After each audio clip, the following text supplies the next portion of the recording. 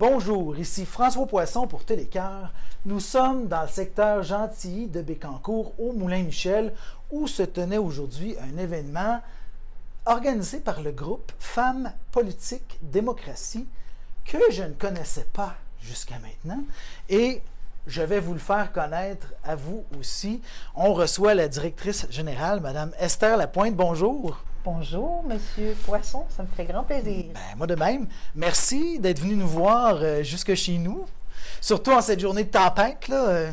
En fait, on est arrivé la veille et on a découvert une très belle région que je ne connaissais pas, fait que je vais certainement revenir. Super, très bonne idée. Alors, puis en plus, ici, on est dans un bel environnement. Tout à fait. Alors, on était peu nombreux aujourd'hui, mais des gens intéressés.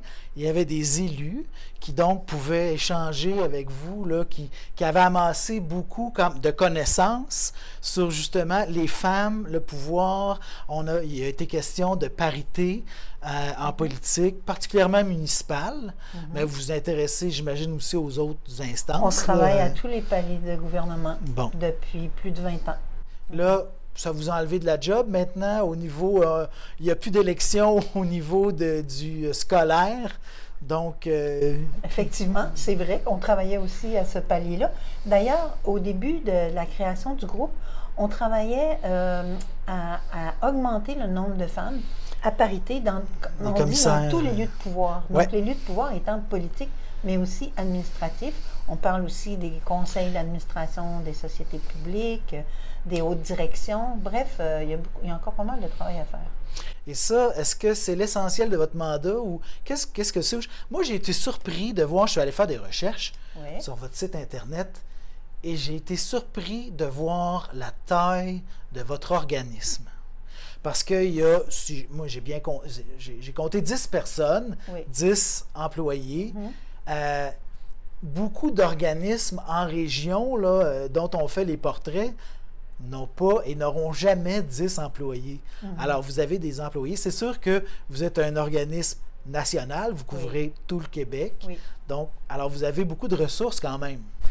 Maintenant, oui, je vous dirais que en fait, nous sommes 10 depuis 2 ans. Parce qu'auparavant, nous étions moins que ça. J'ai pu engager 3 personnes au cours des 2 dernières années. Et puis, en fait, de décharger de projet, une directrice des communications, puis aussi une agente de communication pour aider notre directrice des communications. Parce qu'on ne se cachera pas qu'avec la multitude de réseaux sociaux, quand on veut rejoindre les gens maintenant, c'est difficile parce que le message est morcelé. Il y a beaucoup, beaucoup de canaux. Et ces canaux-là, c'est des canaux qui sont interactifs. Donc, ça demande d'avoir plus de personnel en communication si on veut se faire connaître. Puis malgré ça, le groupe n'est pas si connu que ça non plus. Ben non. J'ai pu le constater aujourd'hui. Alors, qu'est-ce qui a permis ça? Parce que ça prend du financement là, quand on engage des nouvelles personnes. D'où vient votre financement?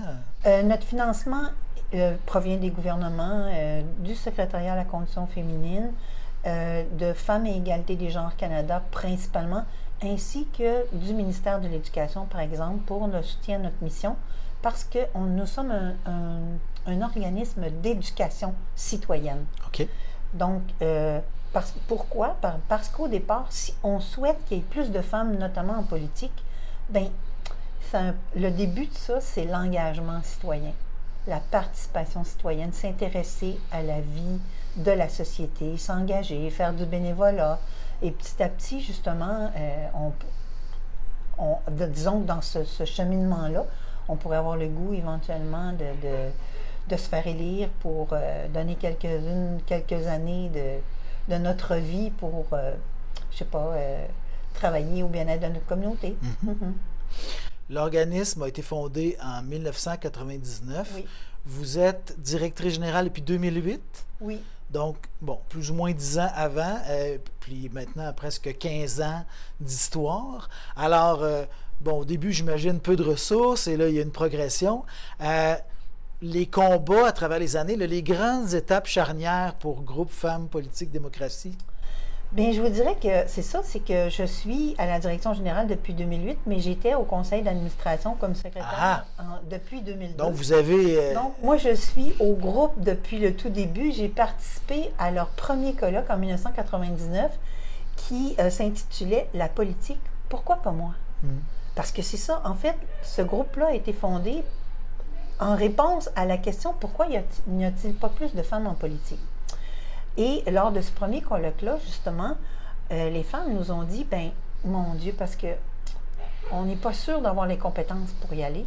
Donc, on sent qu'on aurait besoin de formation, normalement pour apprendre à parler en public, à débattre, à parler aux médias, ça fait ce qui fait très peur. Et aussi, on aimerait ça avoir du mentorat. » Fait que c'est petit à petit, c'est ce qu'on a instauré.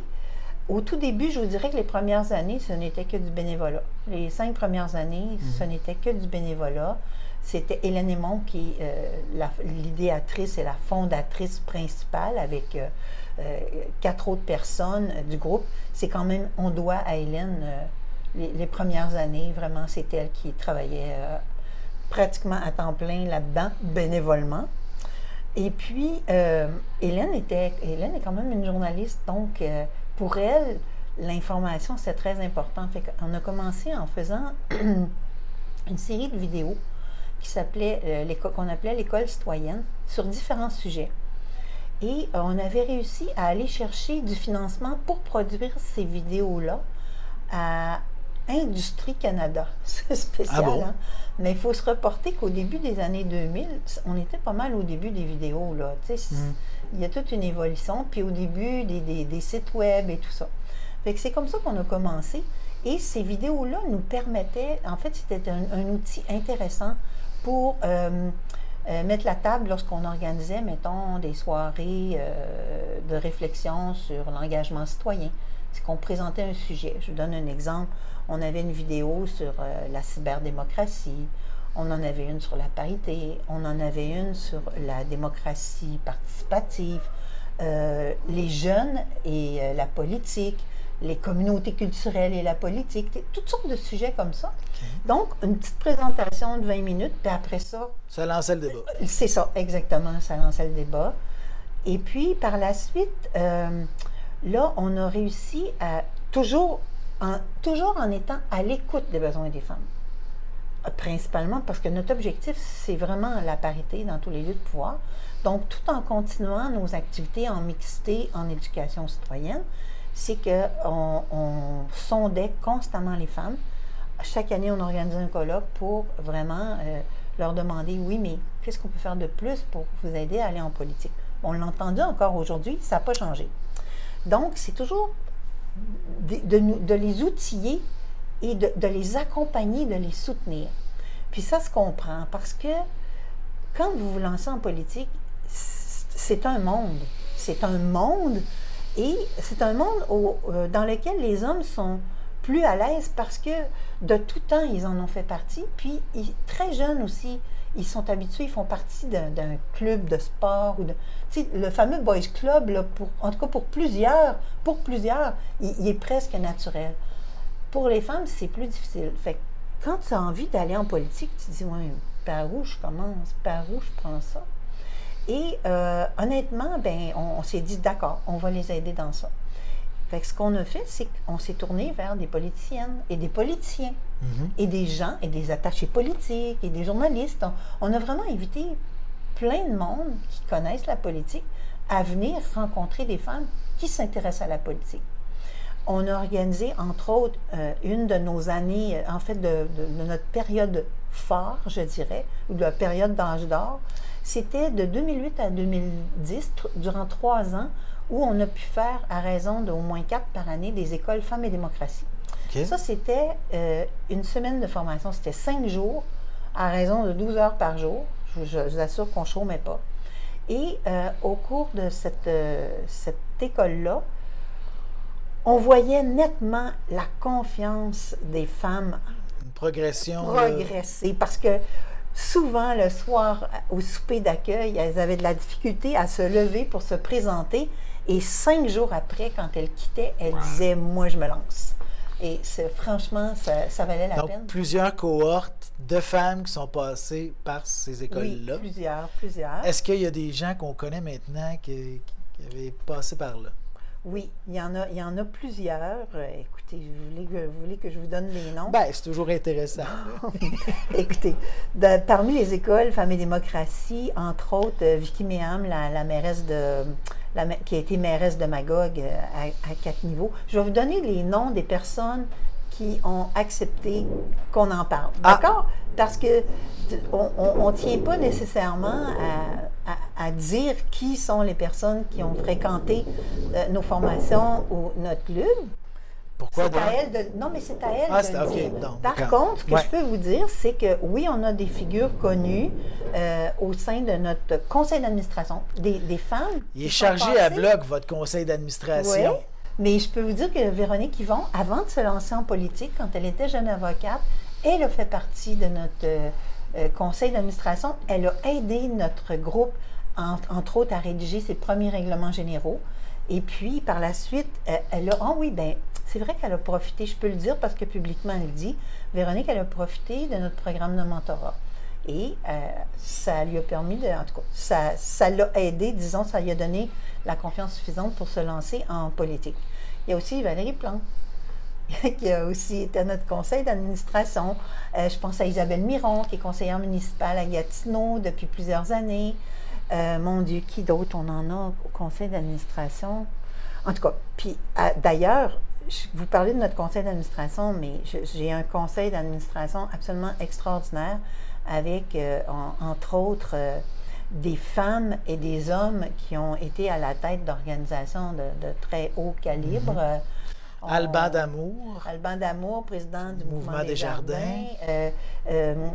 Marie Lavigne, qui était PDG de la Place des Arts, mais aussi présidente du Conseil du statut de la femme, présidente du Conseil des arts et lettres du Québec. Diane Lavallée, qui a été aussi présidente du Conseil du statut de la femme. Thérèse Mailloux, qui était sous-ministre adjointe au secrétariat à la Condition Ça, c'est votre féminine. présidente actuelle. Oui, qui est notre présidente actuelle, effectivement. Vous avez une bonne mémoire.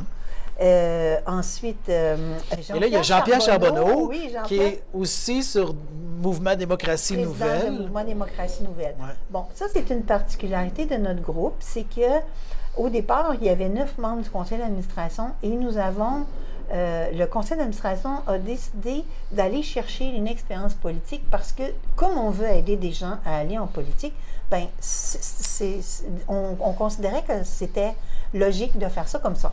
Par contre, ce ne sont pas des personnes qui sont actives en politique actuellement. Ce sont des personnes qui l'ont été, qui ont de l'expérience. Ouais.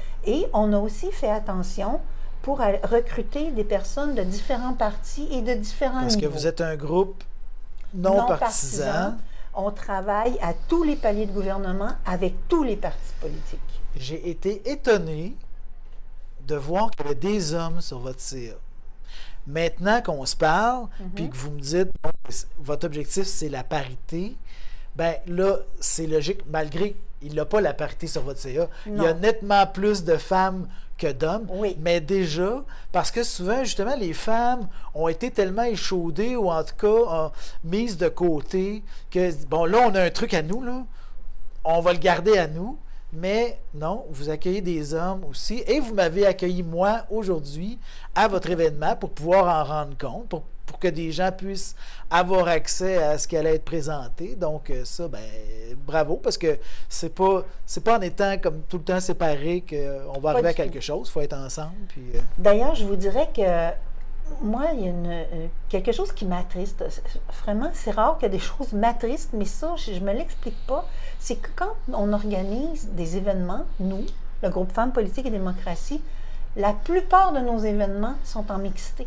On invite, les hommes sont autant invités que les femmes, mais ils ne viennent pas. Quand il y en a 2 dans la salle, c'est beau. En fait, ceux qui sont là, ceux qui sont présents, ce sont les panélistes. Le 7 décembre dernier, là, on a eu une plus grande participation. C'est la première fois, c'était remarquable, une plus grande participation des hommes, dois-je dire. Et on a fait un colloque sur le thème Femmes et gouvernance, mêmes enjeux dans l'Église et dans l'État. Là, on est allé voir ce qui se passe du côté de l'Église. On avait invité le secrétaire général de l'Assemblée des évêques du Québec, un théologien, mais on avait aussi une théologienne, une sociologue des religions, des historiennes, une politologue. Bref, on avait des gens très intéressants et ça a été un débat très, très enrichissant parce qu'on se rend compte que vraiment l'Église, là, c'est le patriarcat bien verrouillé. Ouais. C'est pire, je vous dirais que c'est pire qu'en politique, mais c'est intéressant des fois de regarder un peu ce qui se passe dans d'autres domaines, ne serait-ce que pour comprendre et pour réaliser tout le chemin qui reste à faire.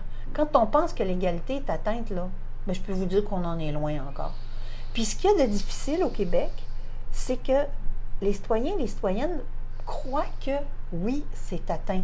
Mais on a juste à regarder le pourcentage d'élus pour se rendre compte que les femmes, on est légèrement plus nombreuses que les hommes dans la société québécoise, mais en termes de gouvernance, on devrait être à parité pour notre gouvernance, mais on ne l'est pas encore. On s'en approche à l'Assemblée nationale avec 47 % de femmes élues, mais il ne faut pas oublier une chose, c'est que tant que les équipes derrière vont encore être majoritairement masculines, les femmes, faire entendre leur voix ou, disons, contribuer à faire certaines choses à notre façon, c'est difficile. Mais c'est mieux qu'avant. Oui. Et c'est mieux que, en tout cas, pas nécessairement n'importe où dans le monde, mais tout aspect de la vie étant considéré, moi, je pense qu'être femme, je choisirais d'être femme au Québec. Parce que, entre autres, dans les relations interpersonnelles, tout ça, même des pays occidentaux, il y a des endroits, beaucoup de machisme, alors qu'ici, la femme prend sa place. Donc, l'un dans l'autre, oui, il reste des luttes. L'équité salariale, vous le dites, au niveau de la représentation sur les instances politiques. Mais il y a quand même un bon bout de fait. Il y a des luttes qui ont été gagnées. Puis ça aussi, il faut le souligner. Là. Puis peut-être donner une petite réponse. Vous dites, il n'y a pas beaucoup d'hommes à nos événements. Oui. C'est intimidant. C'est intimidant au sens où, moi je le sais, je m'en venais ici voir aujourd'hui toutes des femmes de tête qui allaient tenir un discours là, justement où c'était la place des femmes et comment augmenter la place des femmes, tout ça.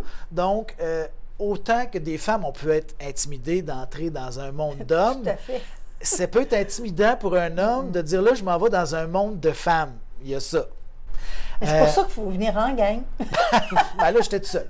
Puis, l'autre aspect, et ça, particulièrement, pendant la pandémie, t'es arrivé plein d'affaires, t'es arrivé Black Lives Matter, Me Too un peu avant, tout ça.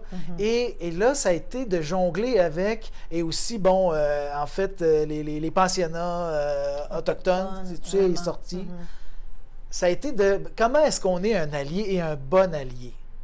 Et là, moi, en tant que féministe, allié des femmes, j'essayais de comprendre comment jouer ce rôle-là.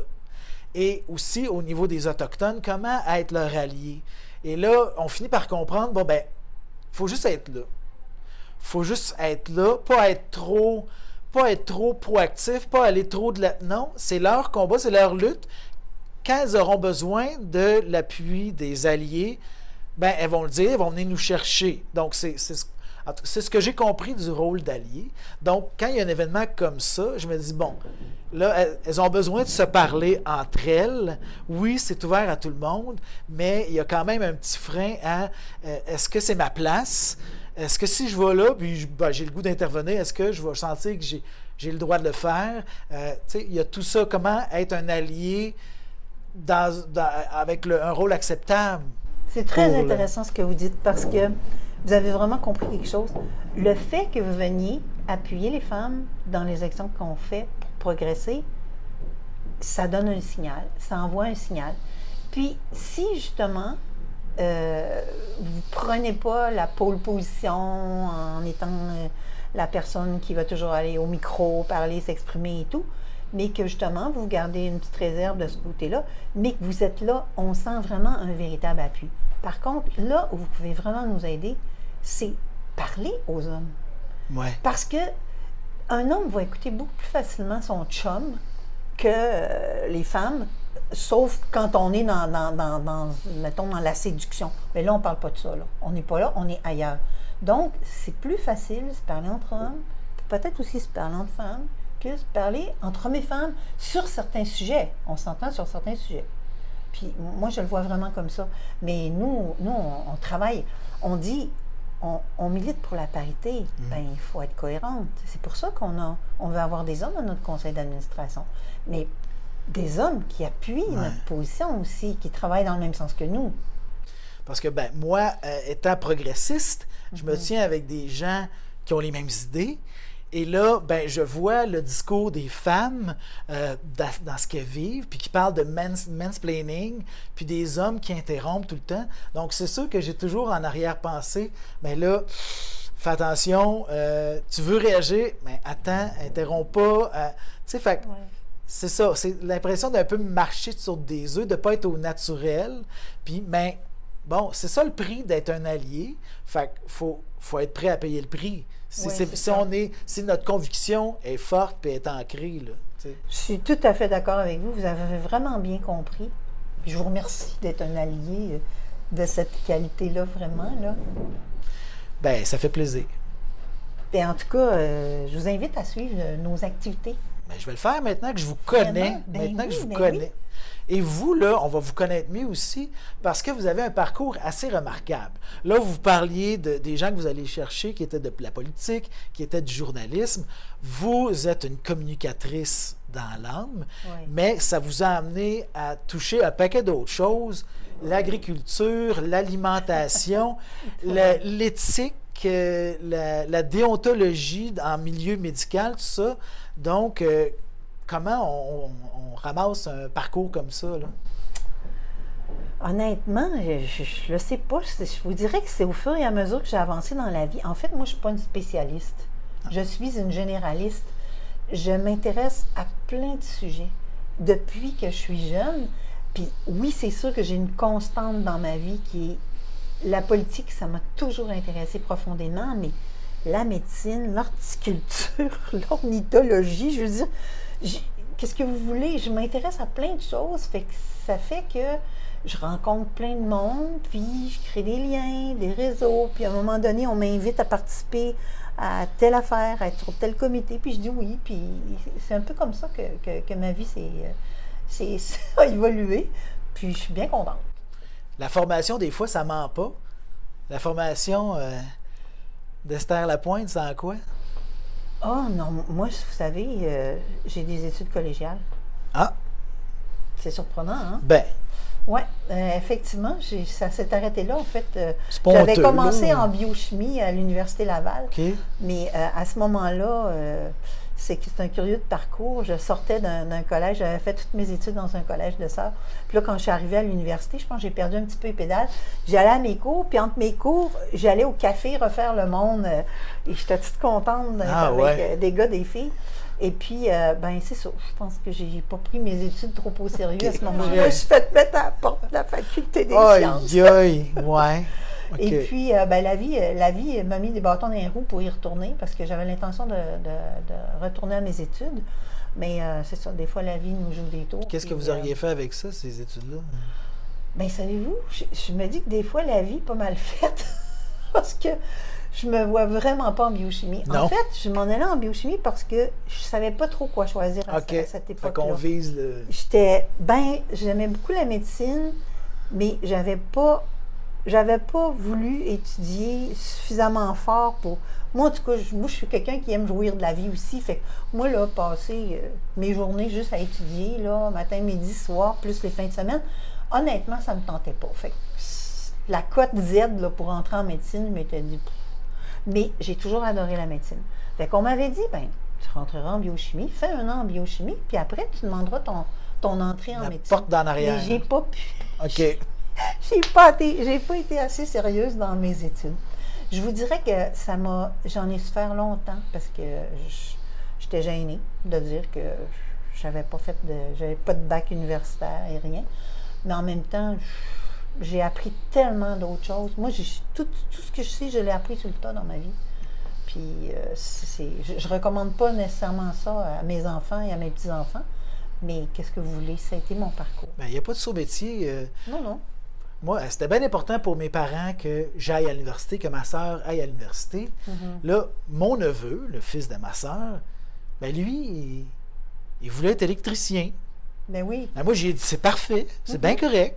Ça en prend des électriciens, tu sais. Ben, certain que ça en prend. Tu sais, il n'y a rien là, regarde. Non, c'est ça, mais c'est juste que justement, des fois, nos milieux, Ouais. notre milieu familial, nos proches, ben, Des nous valeurs, disent ci, puis- ça, c'est ça, ouais. exactement.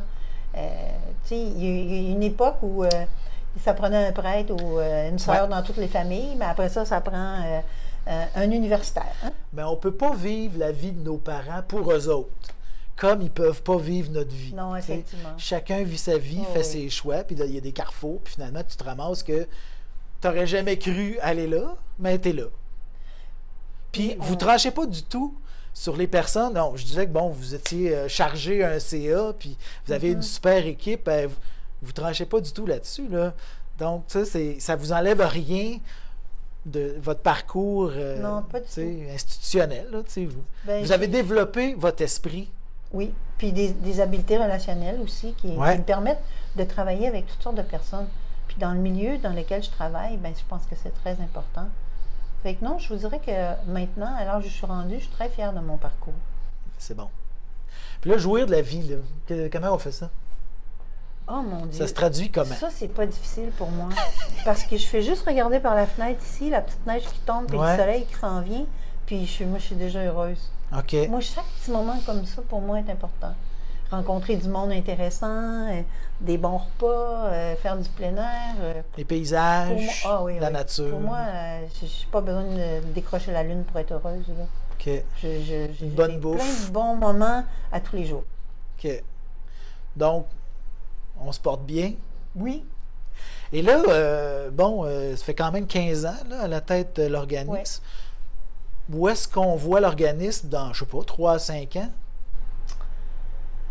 Ah, ben moi, je suis en train de travailler pour, si possible, aller aider les femmes dans d'autres pays aussi. Oh! D'une part, parce qu'on a beaucoup de demandes. Entre autres, durant la pandémie, on a eu des demandes d'une dizaine de pays, donc plusieurs de la francophonie. La francophonie, c'est quelque chose d'intéressant et d'important. Dernièrement, on a reçu une délégation de la République démocratique du Congo. Et puis, on a un projet pour justement, ils aimeraient ça qu'on aide des femmes qui se destinent à la politique, peut-être à justement à les outiller, puis à les accompagner un peu dans ça. Puis des fois, c'est des choses qu'on peut faire même à distance. Ouais. Pendant la pandémie, en février 2021, on a eu, à la demande du ministère des Relations internationales du Québec, c'est assez surprenant, et de leur bureau à Abidjan, on a offert une formation en communication avec les médias à des candidates en Côte d'Ivoire, Wow! en ligne, avec le décalage horaire. Je vous dirais que c'était un petit peu coup-ci, coup-ça, là, côté Première connexion, expérience, là, mais ça, on ouais, l'a fait ok. sur 2 jours pour Ok. que les femmes dont la connexion était tombée, là, Ouais. on puisse Une deuxième reprendre chance. la deuxième journée, là, Ok. continuer. On a repris la même formation exactement pour justement qu'elles puissent suivre ça. Fait que ça, c'est des belles expériences, puis ça coûte pas trop cher. Ouais. Quand l'Internet, en fait, la pandémie a causé bien des ravages sur toutes sortes de points, mais par contre, au niveau des nouvelles technologies, on se rend compte que On a développé on peut faire une beaucoup de agilité. choses. Oui, c'est ça. Ouais. Beaucoup plus de choses à distance. Ouais. Ça, c'est une bonne chose pour les élus. Parce que maintenant, au lieu de toujours avoir à se déplacer, ils pourraient faire des consultations, participer à des commissions parlementaires, un conseil municipal. On l'a vu, ils l'ont fait durant la pandémie. Ouais. Donc, pourquoi pas poursuivre dans cette lignée-là? C'est plate un peu. Et oui, c'est vrai que c'est plate, mais pour les personnes, mettons, qui ne peuvent pas se déplacer, soit Ouais. parce qu'elles sont malades, ou encore parce qu'elles ont des enfants, ou pour X Et raisons. ça pourrait ouvrir ces Oui. carrières-là Oui. à des Quand on personnes parle qui ont de- des handicaps physiques, qui ont des... Bon. Aussi, tu sais, on parle de conciliation, travail, famille, vie personnelle, tout ce que vous voudrez. Bien, les nouveaux outils, ça peut aider. Ouais. On a des voisins qui brassent un peu, hein? Ça doit être le meunier, là, le meunier qui brasse des tonneaux, je sais pas. Ben, on va finir en disant, Esther Lapointe, elle, dans 3 à 5 ans, est-ce qu'elle est encore à la tête du groupe Femmes C'est mon Pouvoir. souhait. Oui, Oui, c'est mon souhait. Parce vous que êtes bien, vous avez une bonne équipe. moi, j'ai dépassé l'âge de la retraite depuis un bon bout de temps, puis j'ai l'intention de continuer jusqu'à ce qu'on monte la porte ou que la vie me joue un tour, là, mais... Mais c'est peut-être seulement une apparence, mais vous seriez une jeune retraitée. Ben, j'ai eu 70 ans à la mi-janvier. Ben voyons donc, donc. Oui, je vous Eh ben. assure. Mhm. OK. Donc, c'est pour ça que je dis, moi, j'aimerais ça continuer. Je vois pas la nécessité d'arrêter de travailler, là. Moi, je travaille pas sur la construction. Je comprends que quelqu'un qui a un travail dur physiquement et tout, à un moment donné, le corps est épuisé, puis oui, tu as besoin de t'arrêter, de te ralentir, mais dans le genre de travail que je fais... C'est stimulant non, encore, c'est intellectuellement. stimulant. Puis, Oui, puis un conseil d'administration stimulant, une équipe stimulante, puis des défis. Je dirais pas, on n'a pas encore atteint notre objectif au groupe Femmes Politique et Démocratie. C'est fatigant, ça. Partir en n'ayant pas atteint l'objectif, là. Oui, c'est vrai, c'est vrai. Par contre, heureusement, je vois une certaine progression, puis c'est encourageant. Puis une relève? Ah, puis de la relève, ben oui, mais c'est ça que, oui, c'est ça, la relève en politique, de la relève aussi au sein de mon équipe, parce que ça, il faut que j'y pense. Mais oui, quand dans mes dernières embauches, j'ai pensé à des filles extrêmement intéressantes, comme ma gang, là, qui sont là depuis longtemps, puis vraiment, en tout cas, non, moi, je regarde l'avenir avec enthousiasme pour ce qui est de mon travail. Est-ce que ce qu'on cherche à atteindre, on va l'avoir facilement? Je pense que ça fait trop longtemps que je travaille ou que je milite ou que je suis en politique pour savoir que les changements, c'est long. Ça prend du temps, mais j'espère que... Déjà, on vous aurait dit, je ne sais pas, il y a plusieurs années que là, vous seriez rendu à ce point-là dans les accomplissements. Vous auriez peut-être douté, mais parce que oui, il faut continuer de les mener, les luttes, mais quand on a des victoires, il faut les souligner. Puis je suis sûr que vous le faites de toute façon. Non, on le fait. Là, ce que vous avez fait aujourd'hui ici, oui, à Bécancour, vous allez aller le faire à 2 autres endroits, Capitale-Nationale et dans l'Outaouais? Dans l'Outaouais, mais plus que ça, on a l'intention d'aller dans d'autres régions du Québec. Okay. On va les prendre une par une, puis on fait ça en partenariat avec des organisations qui sont sur place aussi. Parce que oui, c'est vrai, nous, on est un organisme national, mais on n'a pas de personnes, de personnel dans toutes les régions. Et c'est pour ça qu'on travaille en équipe avec d'autres groupes qui sont dans les régions. C'est la clé. Ouais, et là, vous rencontrez des élus et des femmes qui voudraient se lancer en politique. Oui. Et toute personne intéressée à entendre parler de parité. Là, à l'heure actuelle, notre tournée des régions, je vous dirais, porte sur la parité au palier municipal parce que c'est très complexe en raison de la structure des municipalités au Québec. Là où il y a des partis politiques, c'est beaucoup plus simple. On peut y arriver avec, disons, on pourrait à la limite imposer aux partis la parité tout simplement des candidatures. Puis comme l'électorat n'est pas sexiste, règle générale, ça s'équilibre. Mais au palier municipal, on l'a vu ce matin, hein, dans les chiffres, 77% des candidatures sont indépendantes. Fait que comment est-ce qu'on s'y prend? C'est une autre paire de manches. Et là, ça fait déjà 3 ans qu'on travaille sur ça. Il a fallu débroussailler, ramasser faire de la les recherche. Données. C'est ça. C'est quoi le problème? Ce qui se fait ailleurs. Premièrement, comprendre comment ça fonctionne au Québec. Regarder ce qui s'est fait dans d'autres pays. Réfléchir à tout ça. Puis y aller de nos propres propositions qu'on met à discussion avec les gens. Puis faire des représentations auprès des instances qui, elles, ont le pouvoir d'aller faire les changements pour que le système devienne plus, justement, paritaire. Depuis 2016, on organise une activité, un événement qui s'appelle En marche pour la parité, qui se tient chaque année en avril. Cette année, en 2023, ça va être le 25 avril. On tient ça habituellement à l'Assemblée nationale du Québec avec l'ensemble des députés de tous les partis. Et c'est un événement au cours duquel on leur réclame des mesures législatives en faveur de la parité. On fait, dans le fond, on s'inspire des suffragettes qui, pour obtenir le droit de vote, pendant 14 ans, ont dû se rendre chaque année à l'Assemblée nationale pour réclamer le droit de vote. Nous, on a dit, on s'inspire d'elles. Ça a marché pour eux autres. On est déjà rendu à notre 8e édition cette année. Okay. Pourtant, on est au 21e siècle. Donc, Ça commence à avoir l'air fou un peu, là. Ouais. On se dit, voyons, qu'est-ce qui se passe, là? Au Québec, au Canada, l'égalité est une valeur, et puis il me semble qu'il faudrait que ça se traduise par des législations qui, en tout cas, qui permettent de respecter ça. Donc, on n'a pas fini de travailler. Il y a encore pas mal de convictions à faire. On voit que la flamme est encore là. Fait qu'on va vous le souhaiter, on va nous le souhaiter, Esther Lapointe. Merci pour cet entretien. Vous êtes directrice générale du groupe Femmes, Politique et Démocratie. Merci pour cet entretien. Merci beaucoup, François, ça me fait plaisir.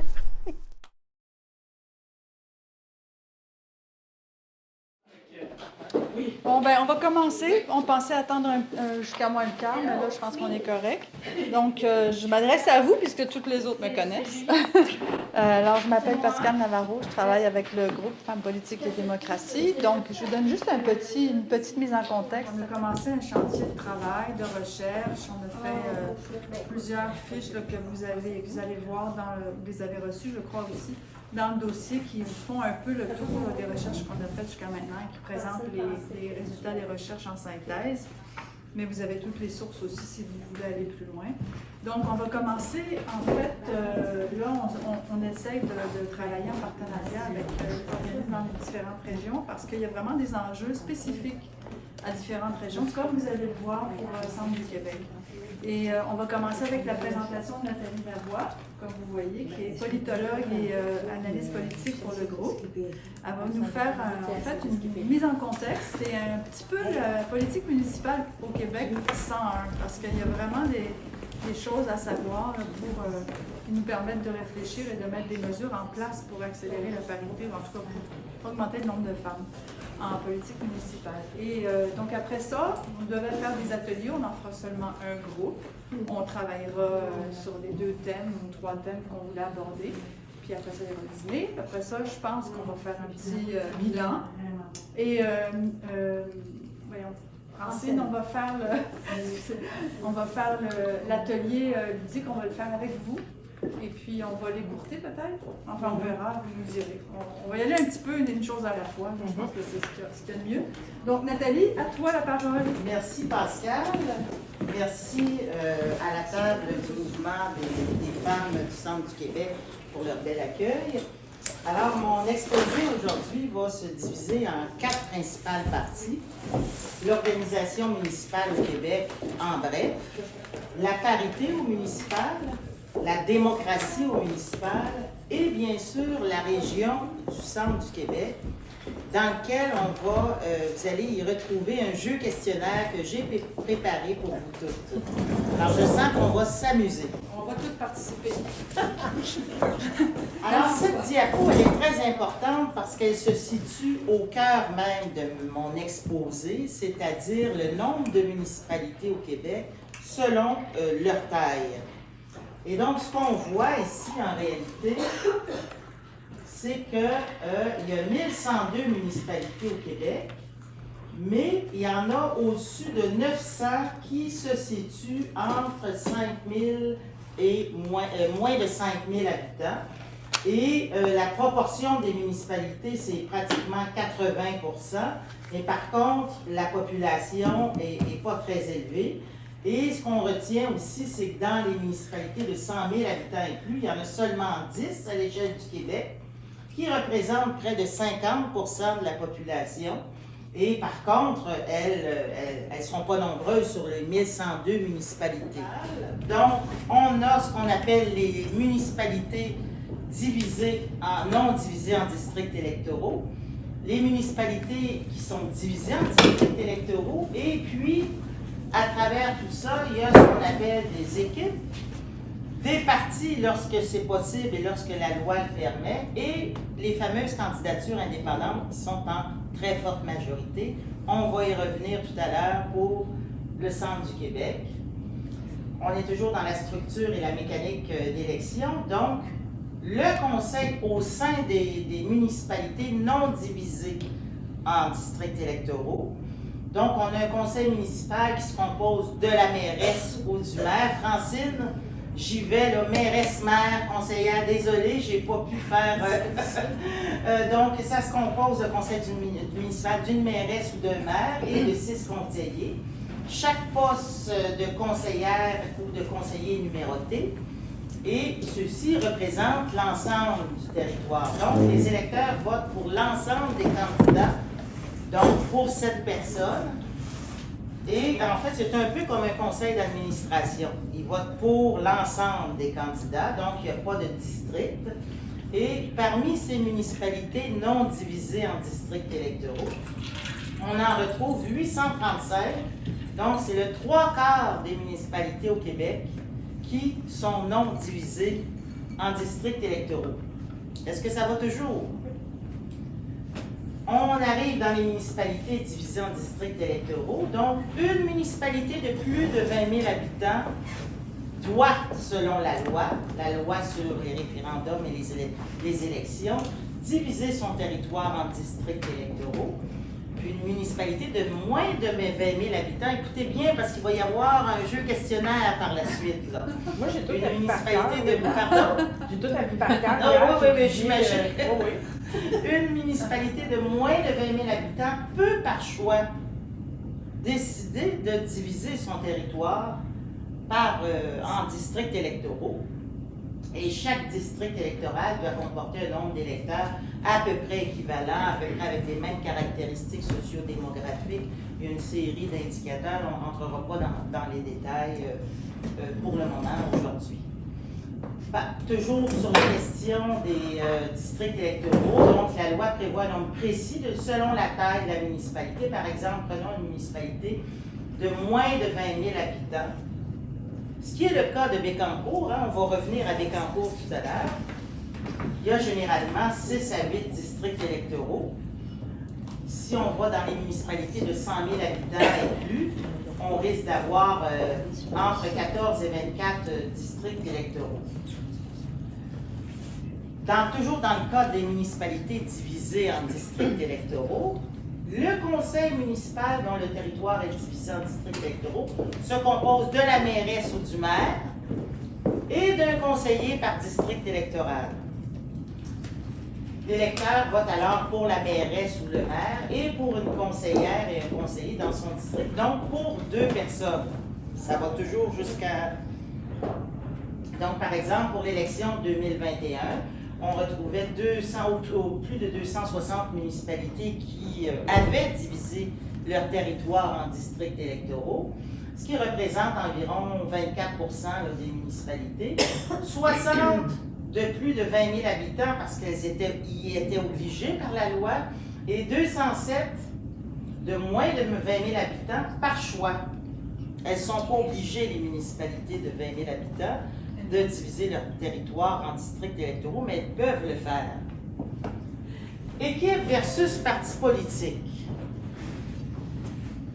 Les municipalités de moins de 5 000 habitants, on peut former des équipes, on ne peut pas former de parti politique.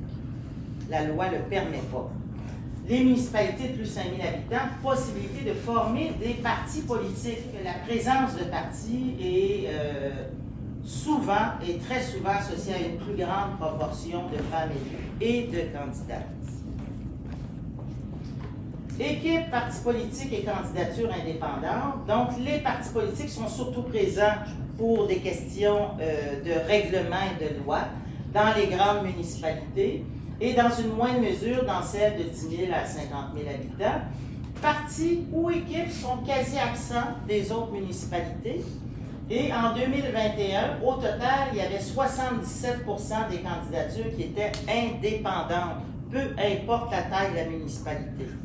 Donc, c'est plus du 3/4 des candidatures au Québec sont indépendantes. Donc, elles ne font pas partie d'une équipe, elles n'ont pas de soutien nécessairement. Là, elles n'ont pas cette possibilité de parler avec des collègues de leur formation politique. Elles n'ont pas les structures de formation pour leur venir en aide lorsqu'il n'y a pas de parti politique, etc. Donc, tout ça est... On y reviendra dans la section de la parité. La parité au municipal, on est toujours à l'échelle du Québec. Mon exposé se termine par des compilations spéciales que j'ai réalisées spécialement pour la région du centre du Québec. Alors, on le disait, 1102 municipalités au Québec, environ 24% de mairesses, 39% de conseillères. Le Québec au Canada se situe autour de la moyenne canadienne. Au Canada, il y a 25% de mairesses et 36% de conseillères. Et dans le monde, si le Québec était un pays, on serait au 39e rang sur 133 pays d'un rapport de l'ONU Femmes. Proportion de candidates et d'élus selon le sexe en 2021. Ce qu'on voit ici, c'est que il y a 37% de femmes qui ont fait acte de candidature et il y a 38,5% de femmes qui ont été élues. Et ce qui est intéressant, là, ce qu'il faut retenir ici sur le plan des conseillères, c'est qu'il y a une prémalurne au municipal lorsqu'on fait acte de candidature, lorsqu'on est et qu'on se présente au poste de conseillère. Donc, on sait, Manon Tremblay disait souvent, et elle le dit, c'est documenté, connu, l'électorat n'est pas sexiste, mais non seulement il n'est pas sexiste, mais ici, il y a une prémalurne. C'est-à-dire que lorsqu'on se présente conseillère, on a plus de chances d'être élu que lorsque, ici, c'est les hommes, hein? Voyez-vous, ils sont dans le négatif ici, là, même s'ils sont là en importance relative, plus importante. Tandis que ici, à la mairie, c'est ce que je trouve moins intéressant et qui m'agace, c'est que la prémalurne disparaît.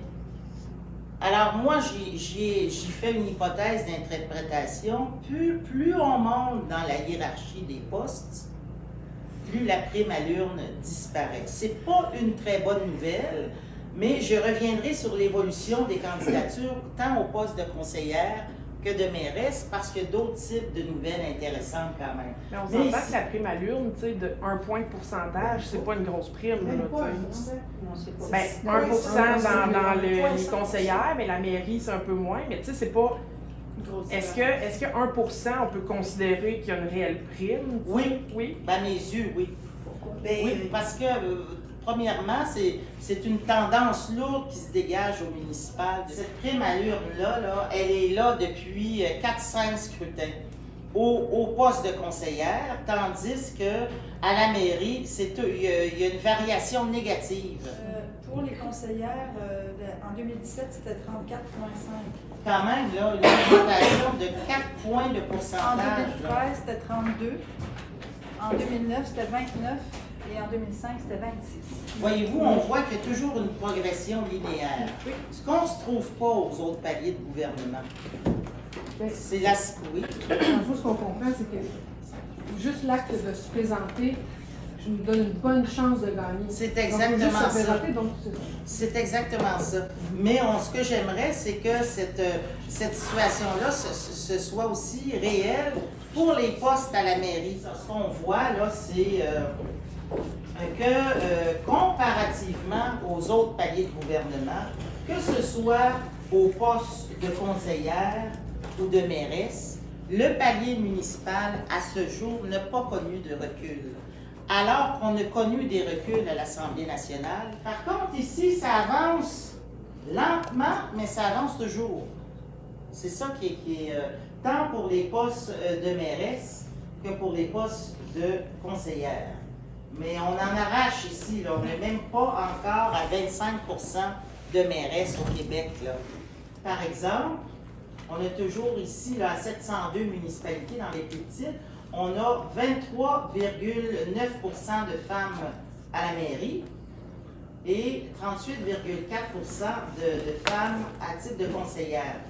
Et tout de suite, quand on va dans les plus grosses municipalités, on a 41,7% de femmes conseillères, 42% à la mairie, pardon, et les municipalités de 100 000 habitants et plus, 50% de mairesses et au-dessus de 50% de conseillères. faut voir qu'est-ce qu'il y a en dessous de ça. On va y revenir tout à l'heure. Est-ce que c'est bien clair pour le moment?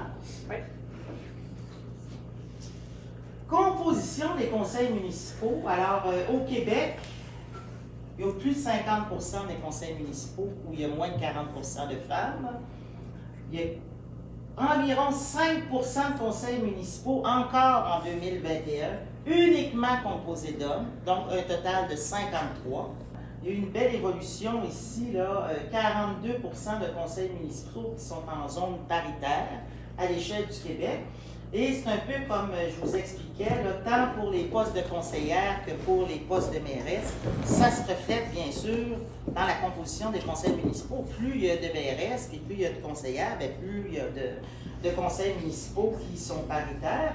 Donc c'est en constante évolution. Ici, on est passé en 2005 d'environ 20% de conseils municipaux en zone paritaire à 42% en 2021. C'est quand même non négligeable. C'est intéressant. La démocratie au municipal, ça, c'est plus inquiétant. C'est plus inquiétant. Ça réfère, c'est pas seulement sous l'angle de la parité. Vous allez voir les indicateurs que je vais vous présenter aujourd'hui. Il y a quelque chose là, à faire là. Il y a des questions à se poser. En tout cas, je vous sonne une petite alerte. Taux de participation en 2021, il est à la baisse par rapport à 2017. Hein? On est passé en 2017, 45% à 39%. Ce qui est intéressant, c'est que le taux de participation est plus élevé dans les municipalités de moins de 2000 habitants et aussi en fait, il est plus élevé dans les 5000 et moins carrément. Autre indicateur préoccupant, les sortants et les nouvelles candidatures. Au municipal, les candidats sortants ont une quasi-certitude d'être élus. Ça, c'est très, très, très important. Et donc, les hommes forment plus du 2/3 des candidats sortants, peu importe le poste là, à titre de conseiller ou à la mairie, ce qui a pour effet de créer moins de place pour les nouvelles candidatures, dont celle des femmes. Et les hommes ont tendance à se représenter plus souvent dans le cadre d'un 3e ou 4e mandat, ce qu'on voit moins, ce qui est beaucoup moins significatif à l'échelle de l'Assemblée nationale. Et il y a les élections sans opposition, une autre variable que je vous parlais, qui vient ajouter un peu de boucan là, dans toute cette histoire-là. Soit près de 63% des candidats ont été élus sans opposition, imaginez-vous. Hein, on est dans la section démocratie, là. Les 2/3 sont des hommes. 25% de l'ensemble des conseils municipaux au Québec ont été élus sans opposition. Bon, c'est quelque chose, là. C'est L'ensemble. J'ai dressé un portrait succinct, oui. Si je peux me permettre, c'est ma vision à moi là, de ça. Je pense que dans le monde rural québécois, c'est plus difficile. Il y a beaucoup plus d'élus sans opposition. Les gens ont moins envie d'aller en élection contre les voisins, les amis, les familles. Moi, j'avais vécu là, à Fortierville qu'il y a des gens avaient un intérêt, mais on dit « Ah non, je ne vais pas me chicaner avec un tel. » Je pense que ça augmente énormément la proportion parce qu'inévitablement, il y a beaucoup aussi, la ruralité québécoise représente quand même un grand pourcentage de... Oui, ben oui, il y a municipaux. au-dessus de 900 municipalités de moins de 5000 habitants. Là, c'est sûr que ça vient... vous savez qu'en Ontario, pour une population qui est le double du Québec, il y a 400 municipalités. On en a 1102 au Québec. On s'en reparlera. Alors, ça complète à grands traits là, l'organisation municipale en bref au Québec, la présence des femmes à ce palier, ainsi qu'aux enjeux démocratiques. Mais qu'en est-il de la région du centre du Québec? Combien y a-t-il de municipalités? Il y en a 79. C'est fantastique, avec 2 territoires. c'est ça. Autochtones. Oui, c'est ça. C'est 90% de l'ensemble des municipalités, là, 5 000 habitants et moins, au centre du Québec. Dans les municipalités de moins de 5 000 habitants, il y a 14 de femmes. Ça, c'est à l'échelle du Québec, pardon. 14 de femmes qui font partie d'une équipe, puis près de 60 d'un parti politique. Regardez bien ça, là. Centre du Québec, 4,5 de femmes qui font partie d'une équipe et 0 de femmes de parti. Évidemment, il n'y a pas de parti politique. Les candidatures indépendantes, j'ai repris les mêmes indicateurs que tout à l'heure, mais je compare ensemble du Québec et centre du Québec. Donc, 77 de candidatures indépendantes en 2021. 97,2 c'est un raz-de-marée de candidatures indépendantes. Évidemment, il y a une logique dans tout ça. Il y a 6 équipes et pas de parti politique. Mais ce que ça veut dire aussi, c'est que toutes ces femmes-là qui font acte de candidature ne sont pas à l'intérieur d'une équipe. Elles font campagne souvent seules et elles n'ont pas l'appui et les structures d'appui d'une formation politique. Oui, le pourcentage est énorme, mais la particularité du centre du Québec, c'est que c'est toutes des types municipalités. C'est ici là, qu'il faudrait qu'il y ait davantage d'équipes. Là. Tu vois, il y en a seulement 6. Moi, c'est ce que j'ai comme données officielles. Puis, dans les partis politiques, il y a une possibilité. C'est lié même à la structure même du centre du Québec aussi, là, parce qu'en réalité, vous avez bien raison, il y a 3, 4, 5, 6 municipalités où on pourrait avoir des partis politiques. Pas beaucoup, là. Ce qui est intéressant ici, c'est que, voyez-vous, il y a 17,9 de femmes à la mairie, il y en a 23,6 à l'échelle du Québec. Ici, conseillère, 35,1 au centre du Québec, 38,5 à l'échelle du Québec. Donc, tous les indicateurs là, indiquent qu'on ne franchit pas au moins dans la région le seuil de ce qu'on retrouve à l'échelle du Québec. La mairesse de Drummondville, si ma mémoire est bonne, vous êtes conseillère municipale à Drummondville, elle avait fait le souhait pendant la campagne électorale d'avoir un conseil municipal paritaire. Oui. Ça, c'est une variable importante. Elle l'avait annoncé. Le maire sortant, M. Carré, avait dit la même chose, puis lui, il avait même été dire qu'il voulait que la moitié des directeurs généraux soient des femmes. Okay. Quelque chose qui n'est pas réaliste, parce que tu ne peux pas mettre la moitié des directeurs à la porte. Je voulais juste dire que nous, à Warwick, les femmes, on est majoritaires. Bravo! Donc, on vous bat tous. La population à Warwick, c'est...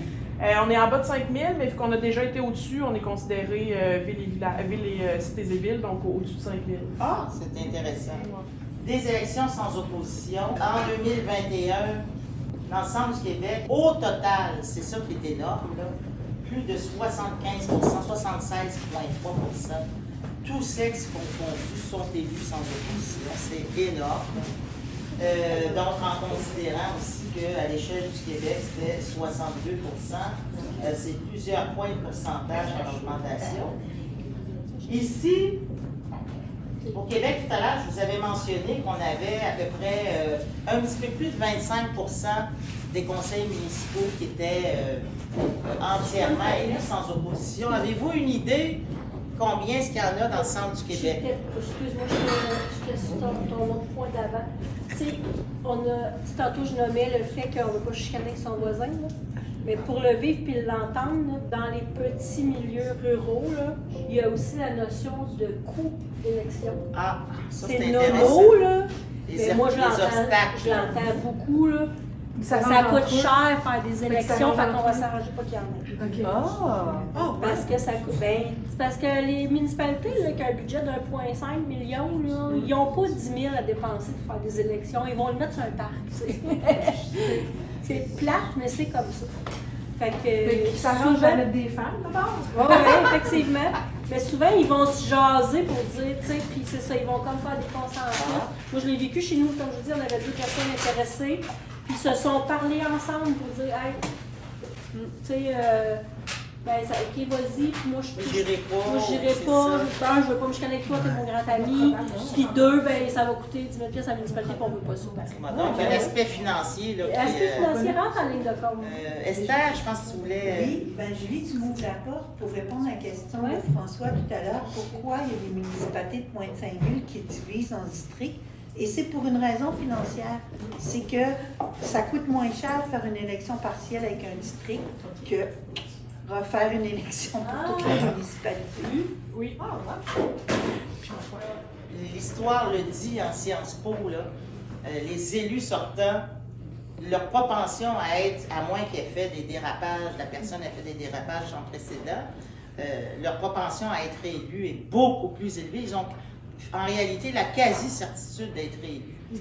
Ce qui fait qu'en bout de piste, il reste peu d'espace pour les nouvelles candidatures susceptibles de prendre une place. C'est déjà plein. Ce qu'on retient dans tout ça, c'est équipe versus parti politique. Quand on n'a pas, ça ne favorise pas la parité. Le nombre élevé d'élus sans opposition, oui. Oui, c'est parce que moi, je me suis présentée indépendante, puis j'ai fait trois campagnes, fait que je pense que je suis déterminée. Je ne me reconnais pas là, parce que je me dis, tu sais, j'ai pas eu d'équipe, puis j'y allais à plusieurs reprises. Mais où je n'étais pas d'accord, moi, c'est justement d'avoir une équipe, puis justement m'affilier à un parti, je voulais être indépendante, puis porter mes propres valeurs, tout ça. Puis je pense que moi, puis j'en ai un peu parlé à votre collègue tout à l'heure, moi, j'avais un adversaire plus âgé que moi, puis on est dans un... Tu sais, on parle beaucoup là, de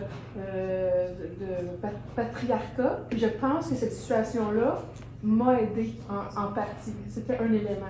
Ah, voyez-vous, hein? Que je pense qu'il y a d'autres facteurs parce que je suis très optimiste dans la vie, puis je pense qu'il y a des facteurs qui peuvent aussi jouer de façon très positive avec les jeunes candidats.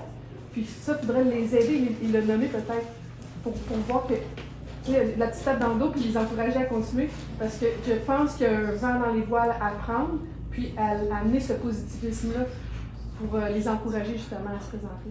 Si je peux me permettre, vous avez raison sur le plan individuel, mais si les institutions et les lois ne favorisent pas la participation des femmes, ça prend une personnalité comme la vôtre pour être élue. Je comprends, c'est ça. Bravo. C'est pas tout le monde, mais non, mais c'est ça. Parce que des fois, je me dis, si je peux partager mon expérience à d'autres jeunes femmes, elles verraient que c'est pas si dur que ça finalement. C'est juste qu'il faut accepter la défaite quand on l'a pas, puis de se relever, puis de repartir, là, mais... Bien, vous avez raison là-dessus aussi. Puis effectivement, plus il va y avoir de modèles de femmes en politique, moins les femmes vont hésiter à y aller. C'est ça. Et d'ailleurs, si on regarde ce qui se passe dans les grandes villes de 100 000 et plus au Québec, ben moi je suis convaincue que l'exemple de Valérie Plante va inciter d'autres jeunes femmes en plus à y aller, puis à avoir du succès. La bonne nouvelle, c'est qu'en terminant, dans les indicateurs de la démocratie, le Centre du Québec surpasse la moyenne nationale du Québec, 38,7 de taux de participation à l'échelle du Québec, 40,8. Non, mais il faut souligner quand même. Je remercie à nouveau la table du mouvement des femmes du Centre du Québec pour leur belle invitation. Et puis, je ne voudrais pas oublier, comme le protocole l'exige, et de remercier le ministère des Affaires municipales avec qui je travaille en étroite collaboration, l'équipe du département de la démocratie qui, sans relâche, là, depuis 3 ans, valide mes données. Donc, merci beaucoup. Bon appétit.